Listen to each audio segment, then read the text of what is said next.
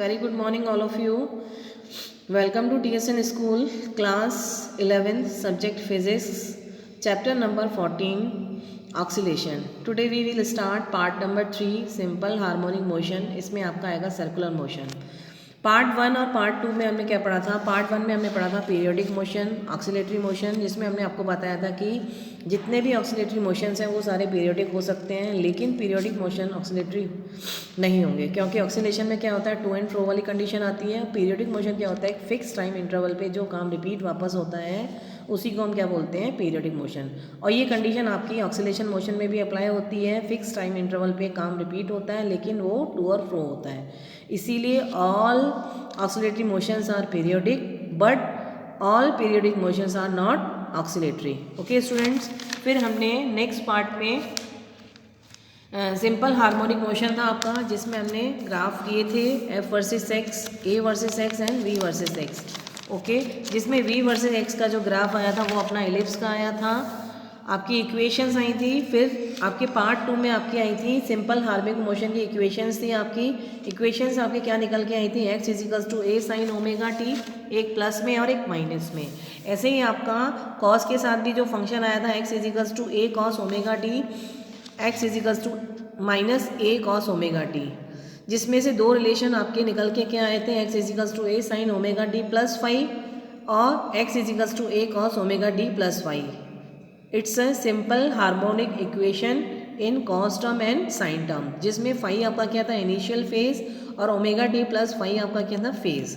Okay आज आपका part है, इससे रिलेटेड हमने न्यूमेरिकल करवाए थे, और आज आपका हम पार्ट स्टार्ट कर रहे हैं थर्ड, जिसमें हम पढ़ेंगे एसएचएम में सर्कुलर मोशन। सर्कुलर मोशन क्या होता है, जैसे कि कोई पार्टिकल है वो आपका सर्कल में मोशन करा, यानी कि यूनिफॉर्म सर्कुलर मोशन, वो भी आपका पीरियोडिक मोशन हो सकता है, क्योंकि ये पूरा सर्किल कवर करेगा। अगर विद इन 10 सेकेंड्स में पूरा सर्किल कंप्लीट करता है, फिर अगले 10 सेकेंड्स में ये पूरे सर्किल को क्या करेगा, कंप्लीट करेगा। यानी कि सर्कुलर मोशन भी आपका पीरियोडिक मोशन हो सकता है, यानी कि all circular motion are periodic motion. Okay, अब देखिए ये ऑक्सीलेटरी मोशन है या नहीं है, इसी चीज़ को हम प्रूव करना चाहते हैं, कर रहे हैं। इसमें देखिए सिंपल हार्मोनिक मोशन का जो एफ था वो आपका क्या था, माइनस के एक्स, और ए इजिकल्स टू क्या था आपका, माइनस के ओमेगा स्क्वायर एक्स। अब देखिए आपका इसको हम सर्कुलेट करा रहे हैं, तो जो हमने एरो बना रखे हैं, एरो होके ये नीचे नीचे सर्किल होता जा रहा है आपका, ये रोटेट कर रहा है, तो इसके हमने प्रोजेक्शंस लिए। प्रोजेक्शन मीन्स हमने इनकी क्या ली, परछाई ली। जहाँ देखिए आपका फर्स्ट एरो हमने लगाया है वहाँ प्रोजेक्शन हमने क्या लिखा, P1, फिर सेकेंड एरो पे P2, फिर आपके नेक्स्ट कोऑर्डिनेट में आएगा तो फिर अब नीचे से ऊपर जाएगा P3, फिर P4। राइट हैंड साइड में देखिए हमने जहाँ मीन पोजीशन लिख रखा है, एरो बना के लिखा है P1 P2, पहले इस तरफ गया, P3 और P3 से P4 पर वापस आपका इस कंडीशन में आया, फिर आपका थर्ड कोऑर्डिनेट में हम चले, फिर वापस आपकी कंडीशन कौन सी आई, P5 से P6, फिर वापस हम लास्ट कोऑर्डिनेट में आएंगे तो आपका क्या कहाँ आएगा, P7 से P8। ठीक है, तो ये इस तरीके से आपका जो मोशन हो रहा है टू एंड फ्रो वाला ही आपका दिख रहा है हमें, किस में, प्रोजेक्शन में। सर्कुलर मोशन में तो अपन का नहीं है, सर्कुलर मोशन में आपका पीरियोडिक मोशन ही है, क्योंकि वो फिक्स टाइम इंटरवल पे ही उसको वापस रिपीट कर रहा है उस सर्किल को। लेकिन अगर हम इसके प्रोजेक्शंस निकालते हैं, प्रोजेक्शन निकालने में पहले P1 से P2, फिर P3 से वापस P4, फिर वापस P5 से P6, वापस P7 से P8। तो इस तरीके से हमें ये प्रोजेक्शन से दिख रहा है कि ये ऑक्सीलेट हो रहा है, यानी कि टू एंड फ्रो वाली कंडीशन है, जिसमें कि आपके सिंपल हार्मोनिक मोशन की इक्वेशंस क्या होती हैं, x equals to A sine omega T plus five, x equals to A cos omega T plus five. Okay, तो प्रोजेक्शन से हमको ये दिख रहा है कि ये आपके टू एंड फ्रो वाली कंडीशन है। अब देखिए फिर हमने एक वापस इसी तरीके से सर्कल बना रखा है, इसे हमने इनिशियली जो टाइम लिया हमने 0 लिया, फिर वो थोड़ा सा रोटेट हुआ, जिसमें आपका t इजिकल्स टू क्या था, t, तो वहाँ पे जो एंगल बना आपका क्या बना, थीटा। और ये जो एंगल थीटा है वो it's called be displacement for a angular velocity. Angular velocity आपकी क्या है, ओमेगा, और टाइम आपका क्या है, टाइम पीरियड t। तो यहाँ से डिस्प्लेसमेंट इजिकल्स टू क्या निकलेगा, वेलोसिटी इंटू टाइम, यानी कि ओमेगा इंटू टी। ओके, और t आपका क्या है, 0, फाइव क्या था आपका इनिशियल फेज यहाँ, इसीलिए आपका फाइव इजिकल्स टू क्या होगा, 0। प्रोजेक्शन आपका ऊपर जो हमने बताया था प्रोजेक्शन आपका किस तरीके से दिख रहा है, टू एंड फ्रो में, यानी कि ऑक्सीलेटरी मोशन, अपन को लगा कि ऑक्सीलेटरी मोशन है।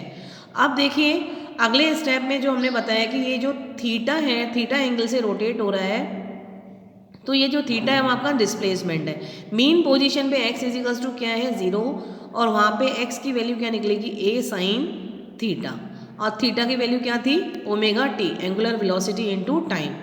Projection of a particle on a diameter, ये आपका प्रोजेक्शन कहाँ पे आएगा, डायामीटर पे। Projection of a particle on a diameter, वहाँ पे x इजिकल्स टू कितना निकला a साइन थीटा, और थीटा आपका क्या है ओमेगा t, तो x equals to a sine theta की जगह हमने क्या रख दिया ओमेगा t, और यही आपके क्या है SHM की इक्वेशन।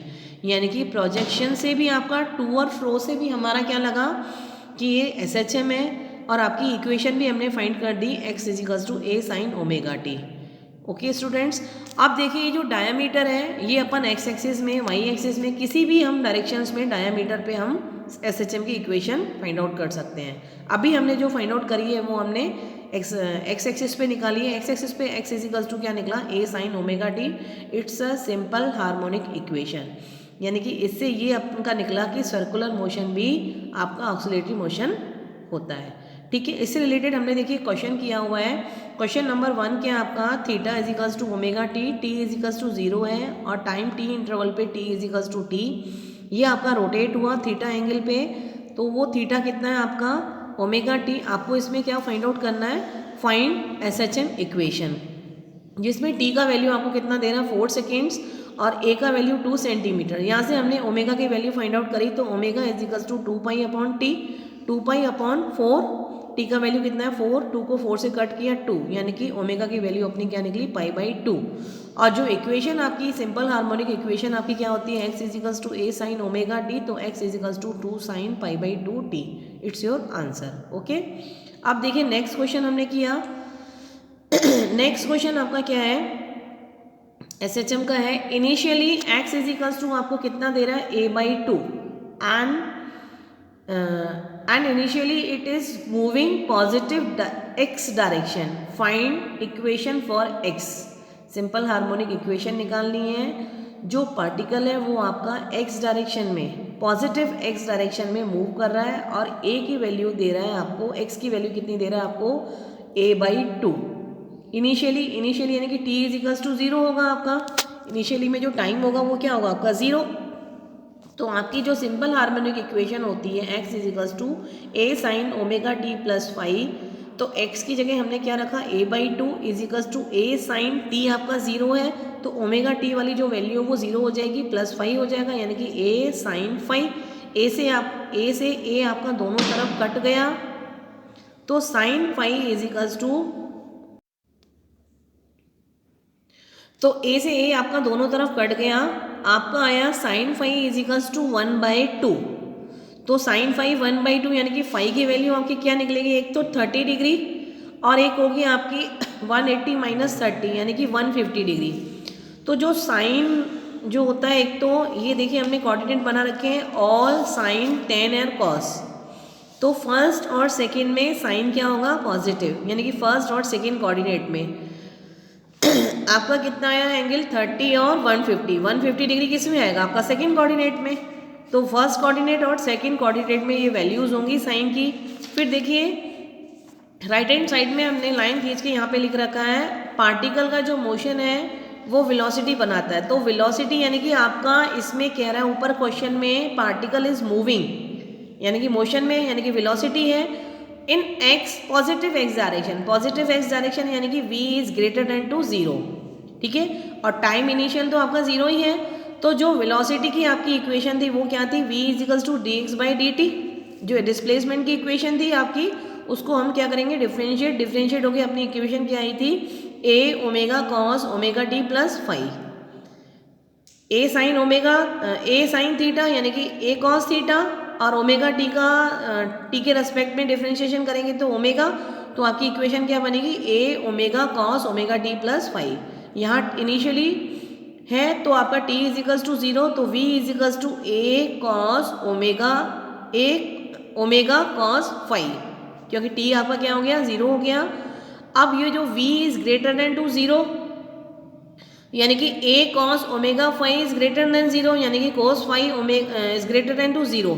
अब cos किस में आएगा आपका, एक तो फर्स्ट कोऑर्डिनेट में आएगा प्लस, और एक आपका आएगा फोर्थ कोऑर्डिनेट में। प्लस में किस में आएगा, एक फर्स्ट कोऑर्डिनेट में और एक फोर्थ कोऑर्डिनेट में।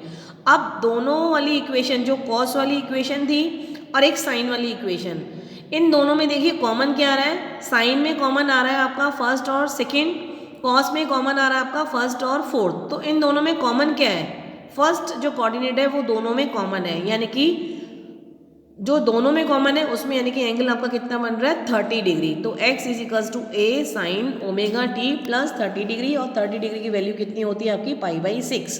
तो आपकी सिंपल हार्मोनिक इक्वेशन क्या निकल के आएगी, x is equals to a sine omega t plus π/6।